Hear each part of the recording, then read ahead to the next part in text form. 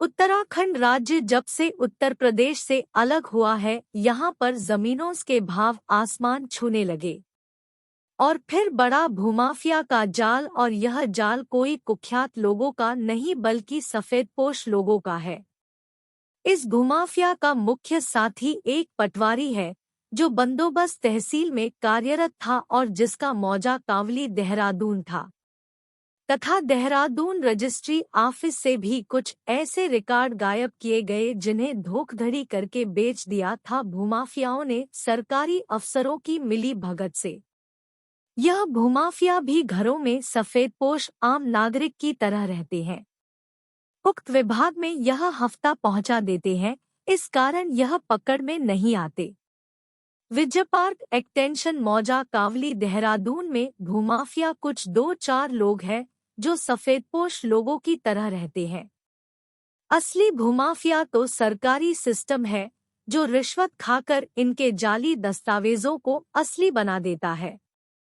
पटवारी पैसा खाकर किसी की भी जमीन जिसकी कोई देखरेख नहीं कर रहा नकली कागज बनाकर भूमाफिया के साथ मिलकर किसी और को बेच देते हैं और रजिस्ट्री रिकॉर्ड रूम से असली रिकॉर्ड मिटा दिए जाते हैं।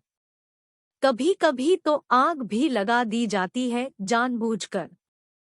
असली रिकॉर्ड भी मिटा दिए जाते हैं। एक गरीब इंसान तो कोर्ट के द्वारा अपने हक की लड़ाई नहीं लड़ सकता, क्योंकि कोर्ट में तो वह ही जा सकता है जिसके सोने के हाथ व लोहे के पैर होते हैं। बिना धन के एक गरीब इंसान अपनी हक की कानूनी लड़ाई नहीं लड़ सकता है, क्योंकि वकीलों की फीस बहुत महंगी होती है। आज भारत देश की स्थिति ऐसे हो गई है, खून से महंगा पानी है, यह है कानून की व्याख्या। उत्तराखंड में भूमाफिया का कहर इतना बढ़ चुका है कि यदि आपकी जमीन आपकी निगरानी में नहीं है या आप एनआरआई है तो उत्तराखंड में आपकी जमीन खतरे में आ सकती है, क्योंकि भूमाफिया या कुछ पटवारी इस ताक में रहते हैं कि कोई खाली जमीन मिले जो जमीन मालिक की निगरानी में न हो। अफसरों की घूसखोरी के कारण उत्तराखंड में भूमाफिया द्वारा जमीन हड़पने के केस लगातार बढ़ते जा रहे हैं और सरकार भी भूमाफियाओं के खिलाफ कोई ठोस कदम नहीं उठा पाई। सरकारी कर्मचारियों की लापरवाही और रिश्वतखोरी ने उत्तराखंड देवभूमि को माफियाओं का अड्डा बना दिया है। वर्षों से भूमाफिया के कारण हजारों एकड़ जमीन के मालिक उनके नियंत्रण से बाहर हो रहे हैं। इन जमीनों को उनके अधिकारियों द्वारा सुरक्षित नहीं किया जा रहा है और जो भूमाफिया के उद्देश्य को पूरा करने में सहायता करता है।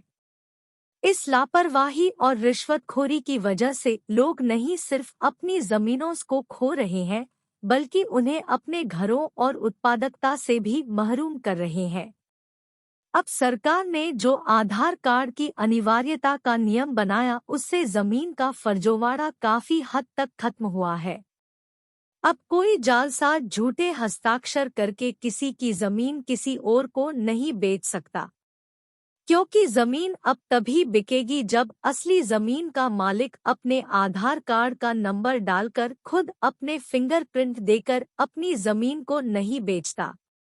इसलिए सरकार की आधार की अनिवार्यता ने भूमाफियों के जालसाजी इरादों को समाप्त किया है और पावर अटॉर्नी द्वारा जमीन को न बेचा जाए, क्योंकि पावर अटॉर्नी में जाली दस्तखत करके उक्त विभागों की साठगांठ से कोई अन्य व्यक्ति जमीन मालिक के जाली हस्ताक्षर करके जमीन बेच देता है। उत्तराखंड में जो प्राकृतिक सौंदर्य है उसे भूमाफिया नष्ट कर रहे हैं। उत्तराखंड में भूमाफिया का मुख्य केंद्र उत्तरकाशी, देहरादून, नैनीताल, रुद्रप्रयाग, टिहरी इत्यादि क्षेत्र है जो अपने प्राकृतिक सौंदर्य के लिए पर्यटकों के आकर्षण का स्रोत रहे हैं।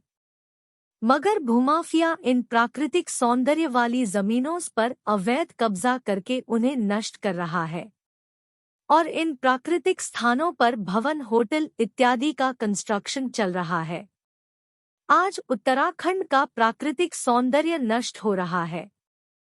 देवभूमि का अस्तित्व खत्म सा होता जा रहा है। शायद इसी कारण केदारनाथ में 2013 को एक भयंकर बाढ़ आई थी जो काफी कुछ बहा कर ले गई। आसमान से बादल फटना और बिजली गिरना इस बात का संकेत है, देवभूमि के प्राकृतिक सौंदर्य स्रोत को नष्ट न करो। Vijay park extension lane number 11-12 Dehradun में अवैध कब्जा करके जमीन पर कब्जाई करे हुए है।